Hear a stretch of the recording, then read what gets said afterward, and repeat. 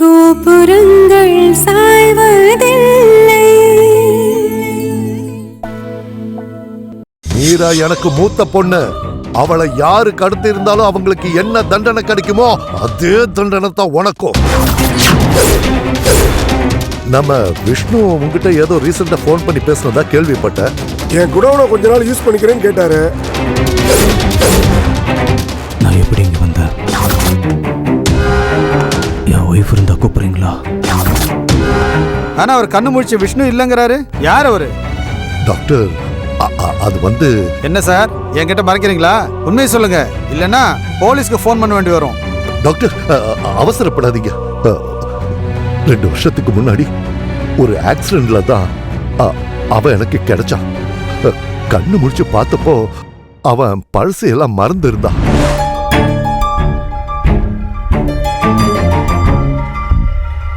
அதனால செத்து போன என் பையன் விஷ்ணு பேர் அவனுக்கு வச்ச. எங்க புள்ள மாதிரி நாங்க எங்க கூடவே வச்சிருந்தோம். அப்போ உங்க பையனுக்கு அவனோட பழைய ஞாபகம் வந்திருக்கு. அதான் பழசை தேடி போயிட்டான். இனிமே அவன் உங்க மகன் இல்ல. டாக்டர் ஏன்னா அவன் இப்ப உங்களை மறந்துட்டான். ஐயா, விஷ்ணு தம்பி ஒருவேளை நம்மளை தேடி வீட்டுக்கு போயிருப்பாரோ? சார், ஒருவேளை அவர் சொல்ற மாதிரி உங்க பையன் உங்க வீட்டுக்கே போயிருக்கலாம். நீங்க எதுக்கும் போய் பாருங்க. டாக்டர், நான் வீட்டுக்கு போய் என் பையன் வீட்டுல இருக்கானான்னு பார்த்துட்டு வரேன். அவனுக்கு நல்லபடியா குணமாயிடுச்சுல்ல? சார், பெத்த புள்ள மாதிரி அவன் மேல இவ்வளோ பாசம் வச்சிருக்கீங்களே, அந்த பாசமே அவரை உங்ககிட்ட சேர்த்துடும். நீங்க கவலைப்படாம போங்க. உங்களுக்கு என்ன உதவி வேணுமோ கேளுங்க, நான் செய்யறேன். ரொம்ப நன்றி டாக்டர். நான் வீட்டுக்கு போய் பார்த்துட்டு வரேன்.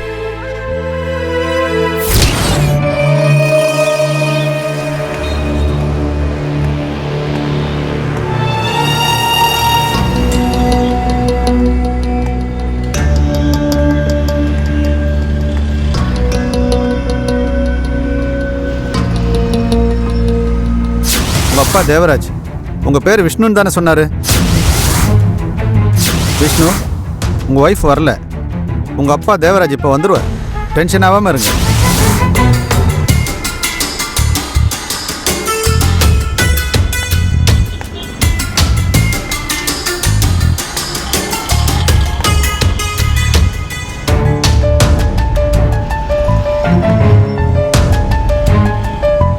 என் பேரு மனோதானே.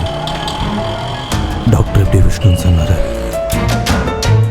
நான் எப்படி விஷ்ணுவா இருக்க முடியும்? ஒருவேளை நான் விஷ்ணுவா?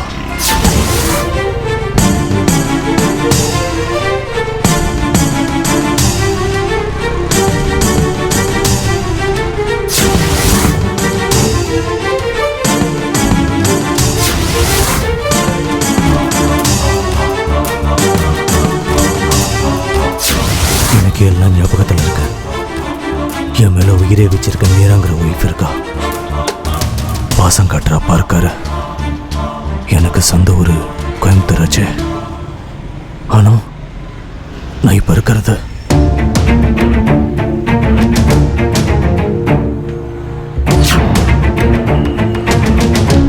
இங்க கடைங்கள்லாம் சென்னைன்னு எழுதிருக்கு. நான் எப்படி சென்னைக்கு வந்தேன்? அங்க மும்பையில் தான் ஆக்சிடென்ட் ஆச்சு. நான் அங்க இருக்கிற ஹாஸ்பிட்டலில் ட்ரீட்மெண்ட் எடுத்திருக்கணும். நான் எப்படி சென்னைக்கு வந்தேன்? நான் யாரு, என் ஃபேமிலி எங்க இருக்குன்னு எனக்கு கிளியரா தெரியுது. ஆனா மற்ற எந்த விஷயத்துக்கும் என்னால் ஆன்சர் கிளியரா கண்டுபிடிக்க முடியல.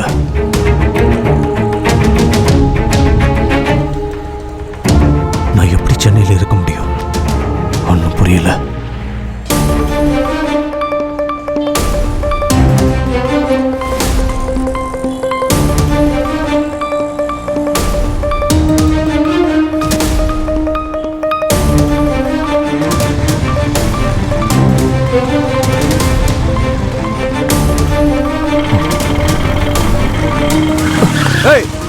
ரோட்ல வண்டி வருது, பார்த்து கிராஸ் பண்ண மாட்டியா? சாரி. ஏற்கனவே மண்டையில கட்டுப்பட்டு ரோட்டை கிராஸ் பண்ணிக்கிட்டு இருக்க. வீட்டில் சொல்லிட்டு வந்துட்டியா? சாரி ப்ரோ, நான் கொஞ்சம் மனக்குழப்பத்தில் இருக்கேன். குழப்பத்தில் தான் நான் ரோட்டில் நடந்து வரேங்கிறதே மறந்துட்டேன். என்ன ரோட்ல நடந்து வரதே மறந்துட்டியா? மெண்டல் ஆஸ்பத்திரில இருந்து தப்பிச்சு வந்துட்டியா? இல்லை ப்ரோ, நான் நார்மல் ஹாஸ்பிட்டல்லேருந்து தான் வரேன். எனக்கு சொந்த ஒரு கோயம்புத்தூர். உங்களுக்கு தப்பாக இருந்தா என்ன மன்னிச்சிருங்க. ஹெல்ப் பண்ண முடியுமா? நான் ஊருக்கு போகணும், எனக்கு கொஞ்சம் பணம் கொடுக்க முடியுமா? ஓ, சென்னையில விதவிதமா பிச்சை எடுக்கிறத பார்த்திருக்கேன். இப்ப புதுசா ஒரு ட்ரெண்டை உருவாக்குறியா? இல்லைங்க. மகனே, கொலை வெறியில இருக்க, காண்டாக்காத, போயிரு. ஆளை பாரு, சாவுக்குறாக்கி. பணம் வேணுமா? பணம். எங்கேயாவது கோயிலுக்கிட்ட போய் பிச்சை எடு. நடு ரோட்ல நின்னா டயர்ல நசுங்கி சட்னி ஆயிருவேன். போயா போயா அப்படி.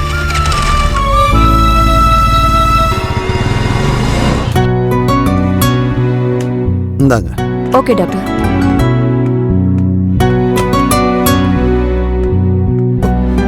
டாக்டர், என் பையன் விஷ்ணு இன்னும் வீட்டுக்கு போல டாக்டர். நாங்க இப்போ வீட்டுல இருந்து தான் வரோம். எங்களுக்கு அவனை கண்டுபிடிக்கிறதுக்கு நீங்க தான் உதவி செய்யணும் டாக்டர்.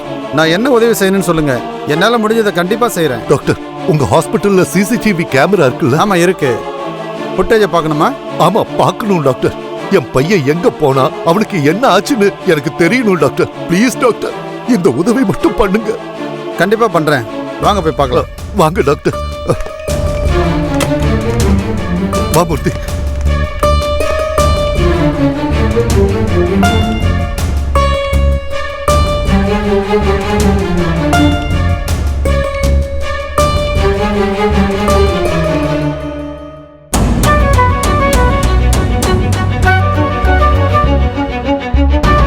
டாக்டர், டாக்டர், டாக்டர், அங்க பாருங்க, என் பையன் போயிட்டு இருக்கா. மூர்த்தி, என்ன மூர்த்தி நீ கூடவே இருந்துட்டு நீயே அவன் தப்பிச்சு போற அளவுக்கு விட்டுட்டிய. டென்ஷன் ஆகாதீங்க. தேவராஜ் வாங்க. மூர்த்தி வா.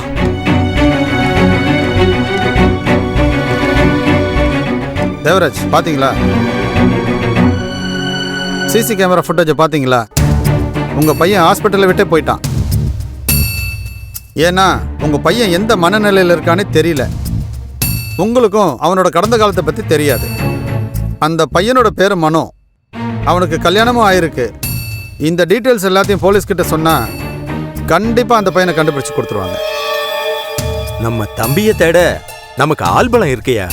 டாக்டர் சொன்ன மாதிரி போலீஸுக்கு போனா தம்பியோட போட்டோ எல்லா பேப்பர்லயும் வரும். அது தம்பியோட பழைய வாழ்க்கைய நாமளே தட்டி எழுப்புன மாதிரி ஆயிடுங்கய்யா. அதனால நம்ம ஆளுங்களை வச்சே நம்ம தம்பியை தேடுவோம். தம்பிக்கு திடீர்னு பழைய ஞாபகம் மறந்து நம்ம கூட இருந்த ஞாபகம் வந்துடுச்சுன்னா, அதனால போலீஸுக்கு போகாம நாமளே தேடுறது நல்லதியா. மூர்த்தி, நீ சொல்றது சரிதான்.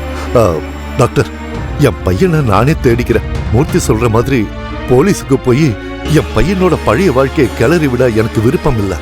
ஒருவேளை என் பையனுக்கு எங்க கூட இருக்கிற ஞாபகம் திரும்ப வந்தா அது நல்லது தானே. அதனால நானே என் பிள்ளைய தேடிக்கிறேன் டாக்டர். சார், உங்க பயம் எனக்கு புரியுது. நானும் ஒரு அப்பா தான். உங்க வேதனை என்னால உணர முடியுது. உங்க பையன் உங்களுக்கே கிடைக்க நான் ஆண்டவனை வேண்டிக்கிறேன். ரொம்ப நன்றி டாக்டர். டாக்டர், நீங்க செஞ்ச இந்த Okay, உதவியை it's நான் okay. என்னைக்கும் மறக்க மாட்டேன். ரொம்ப நன்றி. வரேன் டாக்டர்.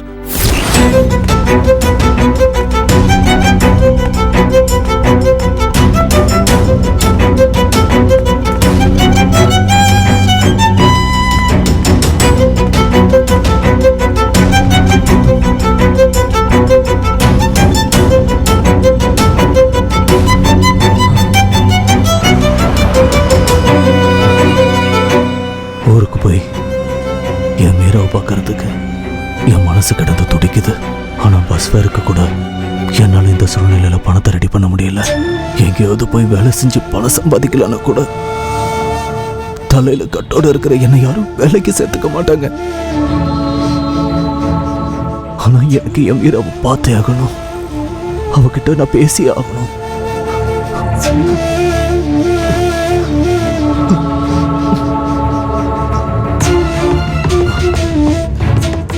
அம்மனோட நிலைமைய பாரு மீரா. பிச்சைக்காரன்னு பேர் வாங்கி பைத்தியக்கார மாதிரி ரோட்ல அழைச்சிட்டு இருக்க. என்னால முடியல மீரா, என்னால முடியல.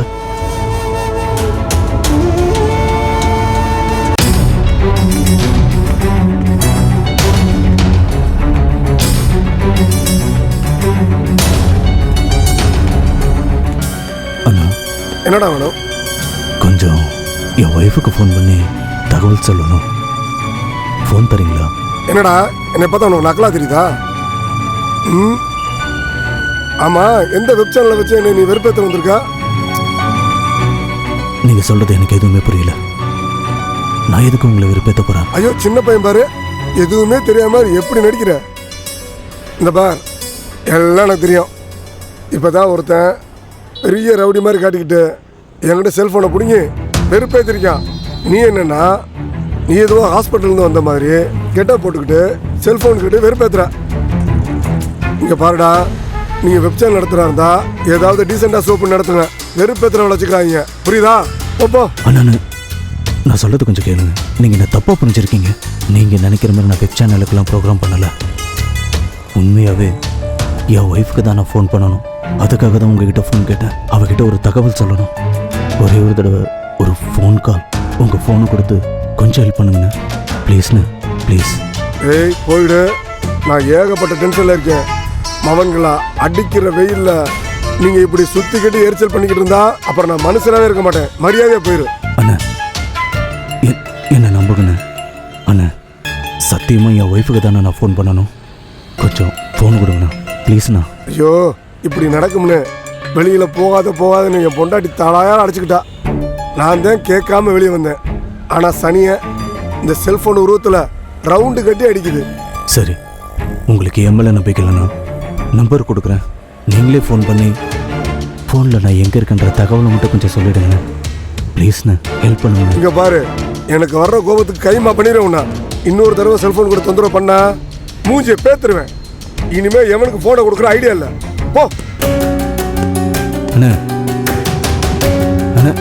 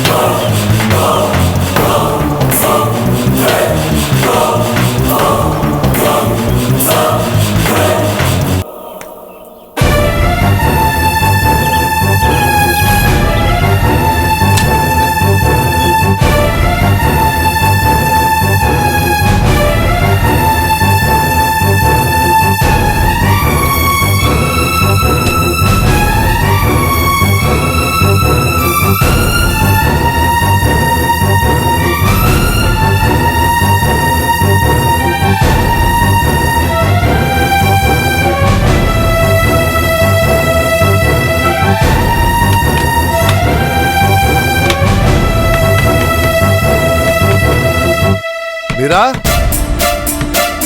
மீரா,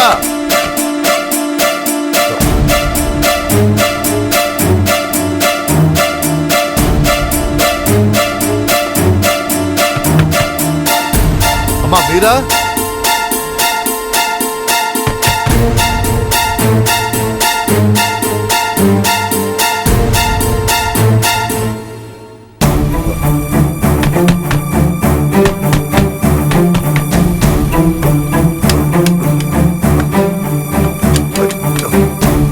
மீரா,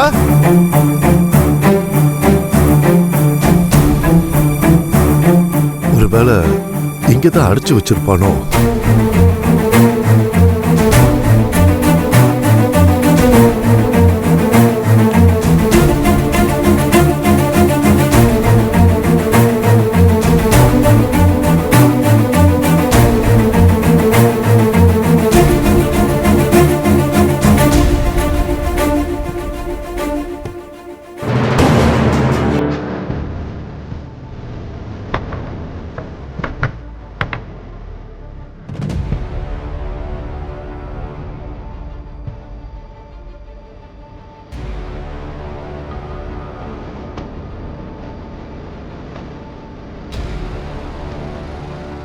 மீரா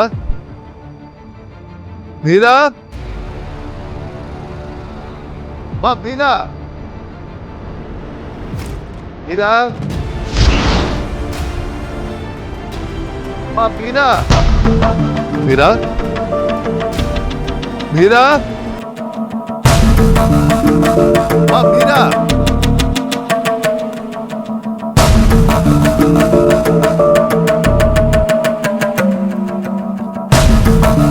மீரா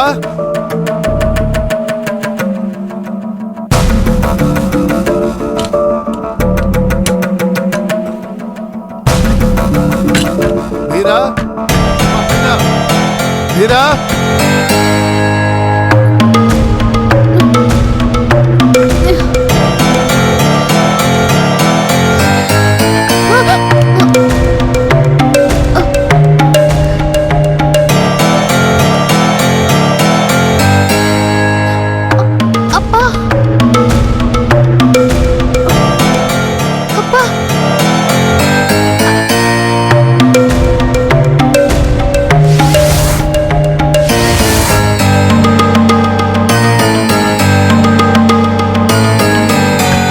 மீரா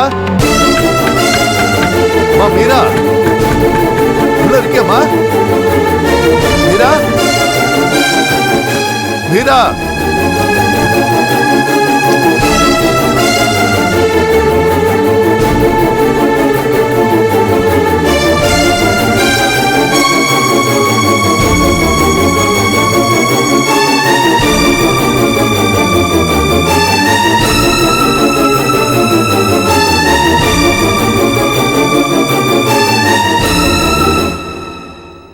அப்பா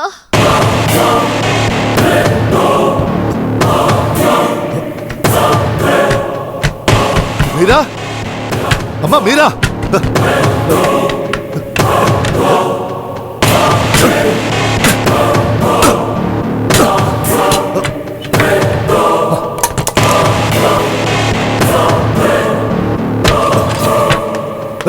மீரா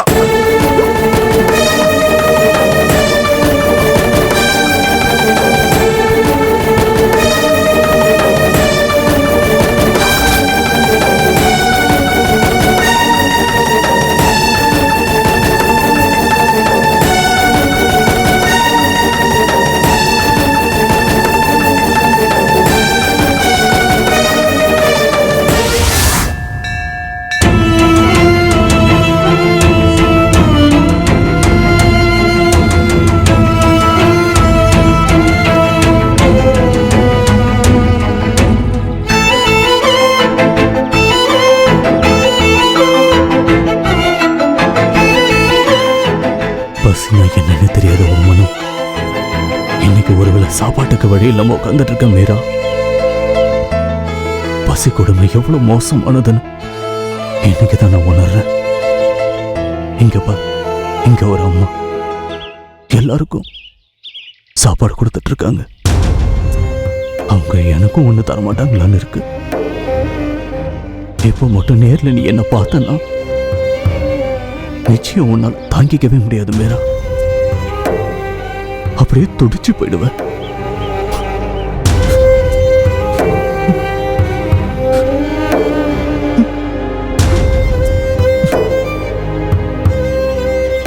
இந்தாங்கப்பா, பிரசாதம் எடுத்துக்குங்க.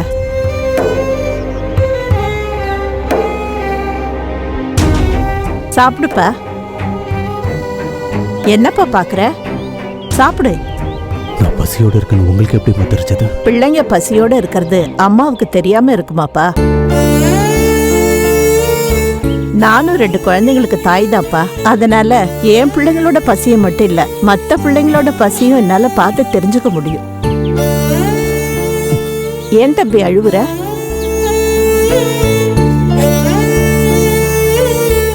உங்களை பார்க்குறப்போ என் அம்மாவை நான் நேரில் பார்க்குற மாதிரி இருக்கு. நிச்சயம் எங்க அம்மா உயிரோட இருந்திருந்தா அவங்க உங்களை மாதிரியே தான் இருந்திருப்பாங்க.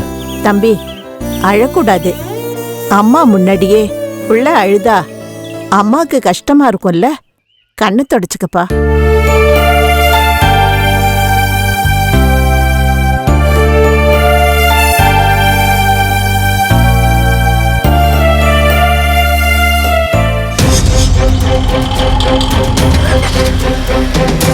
அங்க போறது மீற மாதிரியே இருக்கு.